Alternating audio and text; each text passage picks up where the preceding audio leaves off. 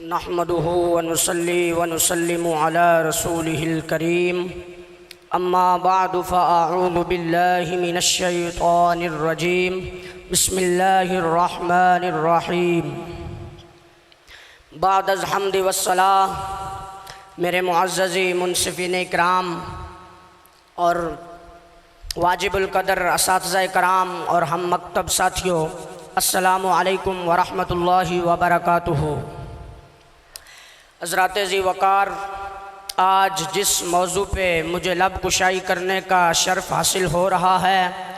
وہ ہے حقیقت ابدی ہے مقام شبیری۔ حقیقت ابدی ہے مقام شبیری، بدلتے رہتے ہیں انداز کوفی و شامی۔ جناب صدر مفکر اسلام حکیم الامت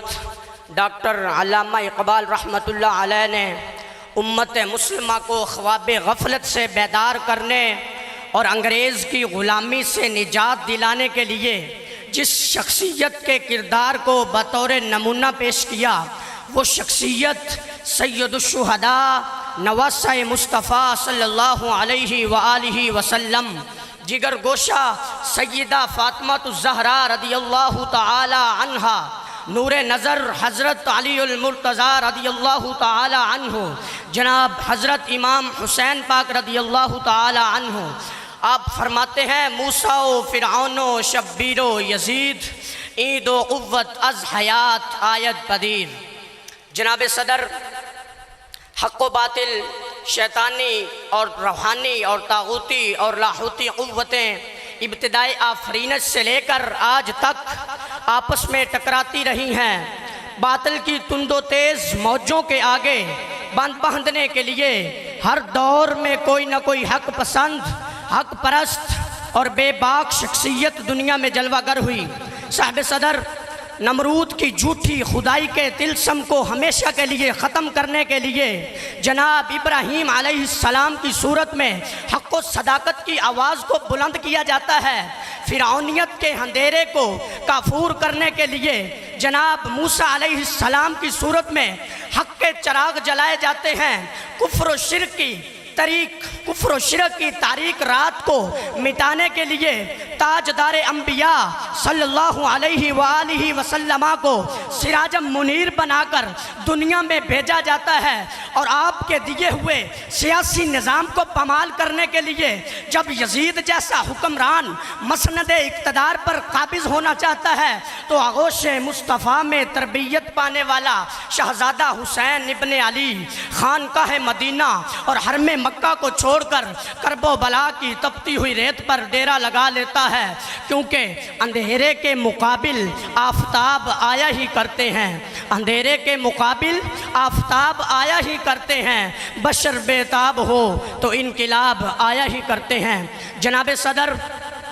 یوم عاشوراء کو حسین ابن علی نے کرب و بلا کی ریت پر اپنا خاندان قربان کر کے اپنے بھائیوں، بھتیجوں، بھانجوں، بیٹوں اور اپنے اصحاب کے خون کا نذرانہ دے کر اسلام کے پرچم کو ہمیشہ ہمیشہ کے لیے بلند کر دیا، اور اسلام کی مٹتی ہوئی قدروں کو پھر سے زندہ کرنے کے لیے اپنا سر بارگاہ خدا بندی میں پیش کر دیا۔ شجر اسلام کو اپنے خون سے سر سبز و شاداب کر دیا، اور امام علی مقام نے سجدے میں سر کٹا کے باطلی قوتوں کو ہمیشہ کے لیے سر نگوہ کر دیا، اور الحسین منی وانا من الحسین کی حقیقت کو کائنات کے سامنے آشکارا کر دیا۔ اس لیے خواجہ خواجگان خواجہ معین الدین چشتی اجمیری رحمۃ اللہ علیہ کی روح وجد میں آتی ہے، اور بارگاہ حسینی میں یوں خراج عقیدت پیش کرتے ہیں کہ شاہ است حسین، بادشاہ است حسین، دین است حسین، دین پناہ است حسین، سرداد نداد دست در دست یزید، حقا کے بنا لا الہ است حسین۔ آپ رحمت اللہ علیہ فرماتے ہیں شاہ بھی حسین ہے، بادشاہ بھی حسین ہے، دین بھی حسین کا ہے، دین کو پناہ دینے والے بھی حسین ہیں۔ حقیقت تو یہ ہے کہ لا الہ کی بنیاد بھی حسین ہے۔ اور جناب صدر، امام علی مقام فقط ایک شخصیت کا نام نہیں بلکہ ایک سوچ، فکر اور ایک نظریے کو حسین ابن علی کہا جاتا ہے۔ اور جب بھی حق اور حق پرستوں کا ذکر ہوگا تو اسے حسینیت کے نام سے ذکر کیا جائے گا، اور جب بھی باطل اور باطل پرستوں کا ذکر ہوگا تو اسے یزیدیت کے نام سے موسوم کیا جائے گا۔ اس لیے قلندر لاہوری فرماتے ہیں زندہ حق از قوت شبیری است، باطل آخر داغ حسرت میری است۔ اور جناب صدر آج بھی کرب و بلا کی ریت سے یہی آواز آ رہی ہے کہ نشہ اقتدار میں بد مست حکمرانوں، چند روزہ دور حکومت پر تکبر کرنے والے ظالموں، چند روزہ دور حکومت پر تکبر کرنے والے ظالموں، نشہ اقتدار میں بد مست حکمرانوں، دنیا کی ہوس میں دین و ایمان کا سودا کرنے والے بے ضمیروں، شیطانی اور طاغوتی قوتوں کا ساتھ دینے والے نادانوں، نہ یزید کا وہ ستم رہا نہ زیاد کی وہ رہی جفا، نہ یزید کا وہ ستم رہا نہ زیاد کی وہ رہی جفا، نہ یزید کا وہ ستم رہا نہ زیاد کی وہ رہی جفا، جو رہا تو نام حسین جس سے زندہ رکھتی ہے کرب و بلا۔ اور آخر میں